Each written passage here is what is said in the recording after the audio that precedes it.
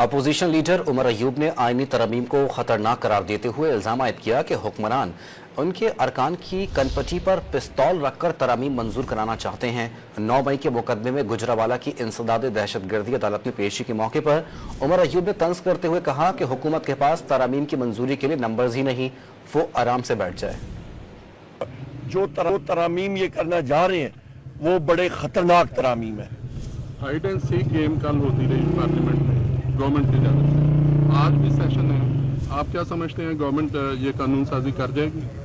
देखें जी, सबसे पहली बात ये गवर्नमेंट के पास नंबर्स ही नहीं है, वो आराम से बैठ जाए। और कल मैंने कमेटी में भी कहा है, बिलावल था, ये सारे थे, उधर खुर्शीद शाह साहब थे, ये सारे थे, और अपना मुख्तलिफ पार्टी के लोग थे। मुस्लिम लीग नून से आपके आजम तारड़ था, आपके मुख्तलिफ इनके लीडरशिप वहाँ पे मौजूद थी। मैंने इसाकदार थे, मैंने कहा था आप लोगों ने हमारे मेंबर्स की कनपट्टी पे पिस्तौल रख के आप ये कराना चाहते हैं, इंशाल्लाह ताला नहीं होगा।